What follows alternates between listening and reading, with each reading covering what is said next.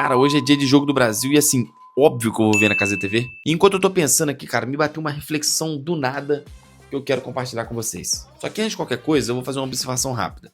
Ao longo desse vídeo, eu vou chamar o Cazé de personagem o tempo todo. E isso não é uma força de expressão. Existe o Casimiro, pessoa física que nasceu no Rio, trabalhou na época do esporte interativo e construiu uma carreira nos bastidores do jornalismo esportivo. Mas existe o Cazé, que é a versão dele ligada na câmera, com trejeito, ritmo de fala e energia própria.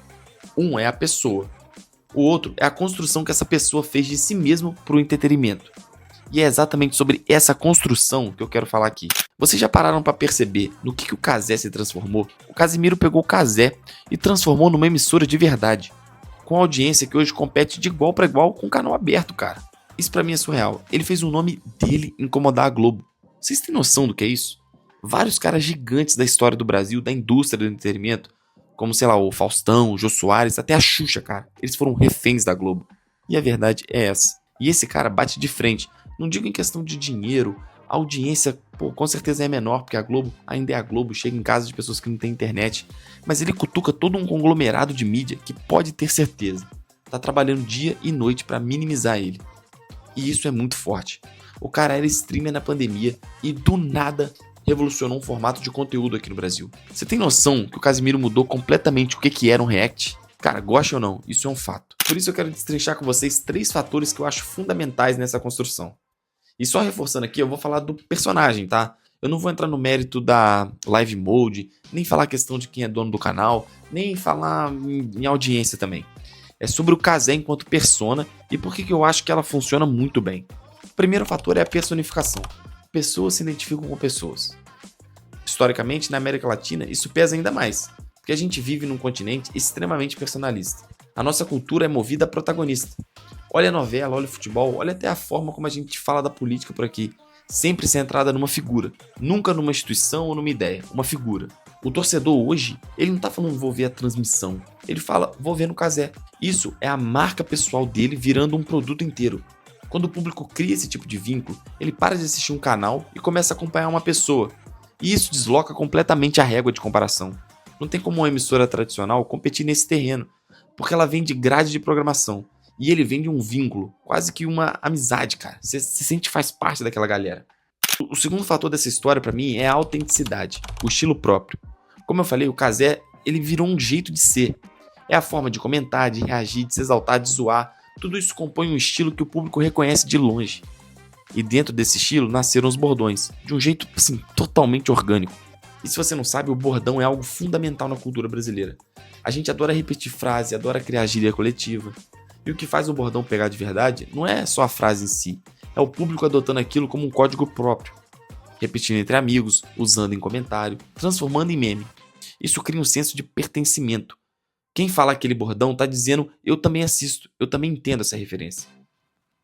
A diferença aqui, e para mim o ponto crucial, é que o Cazé ele não fez isso de forma calculada. Eram gírias dele mesmo, do jeito espontâneo dele de falar, que o público abraçou e devolveu em forma de identidade coletiva. Aí eu tenho que admitir também que me irrita muito os caras da GETV tentando toda hora emplacar um jeito de Casimiro de falar, cara. Pra você ter uma ideia, a Globo, ela tem uma equipe inteira só pra criar bordão em programa de humor, cara. Faz parte do roteirista e do time de roteiro ter essa fórmula.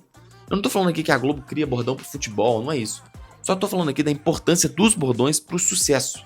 Se você quiser se aprofundar nesse universo, vale pesquisar, eu vou até botar aqui no card, o Cláudio Torres Gonzaga, que foi um dos grandes nomes no auge do Zorra Total, né? Na parte de roteiro e produção.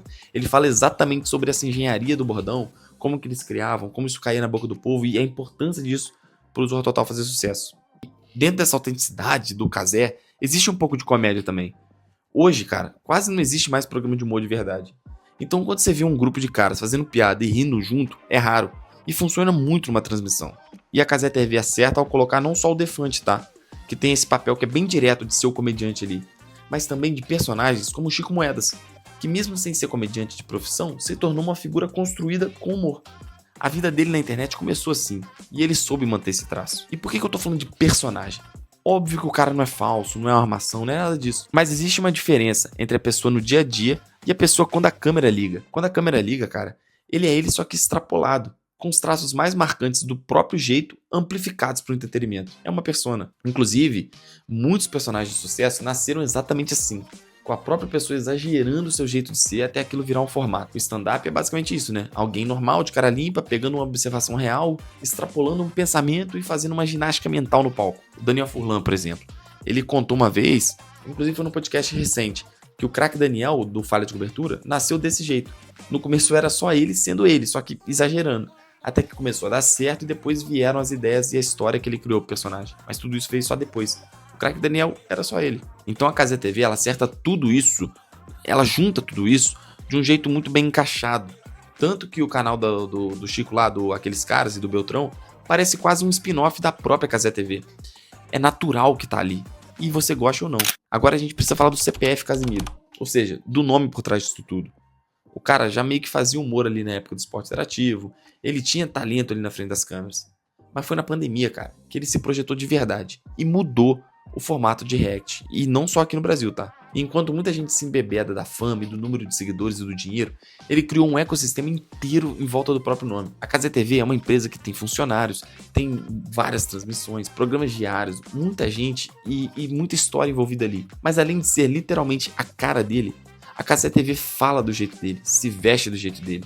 É Casimiro do início ao fim. Cara, eu falei que não ia falar de audiência, mas assim, os números recentes são impressionantes, cara. É loucura ver aquele cara que fazia live, agora tá fazendo live, só que para mais de 10 milhões de pessoas. Um youtuber, ele pode ser esquecido. Não importa quantos inscritos ele tenha. Em determinado momento ele pode ser esquecido. Um influenciador do Instagram pode simplesmente desaparecer do mapa quando, sei lá, o algoritmo muda. O Casimiro fez o nome dele ultrapassar a internet. Fez as pessoas reconhecerem ele e lembrarem dele fora da tela. E essa é a real vantagem de construir marca pessoal, em vez de depender só de número de plataforma. A relevância de verdade sobrevive à mudança de algoritmo, sobrevive à mudança de plataforma, sobrevive até a queda momentânea de audiência. Muita gente famosa no Brasil precisa entender esse ponto. Até porque número de seguidor não é tudo. O próprio Casimiro, proporcionalmente, tem relativamente poucos seguidores em rede social pro tamanho da audiência que ele alcança. E na real, eu acho que assim, só brasileiro mesmo liga tanto para número de seguidor isolado. Claro, é legal ter o trabalho reconhecido e tal, mas isso não é tudo. Cara, e é por isso que eu acho que vale a pena olhar com calma pra essa trajetória do Casimiro. Ali tem um personagem bem construído. E tu, já parou pra pensar melhor nessa ascensão do Cazé? Se você pensa diferente de mim em algum ponto, se concorda ou não, fica à vontade pra comentar aqui e discordar comigo.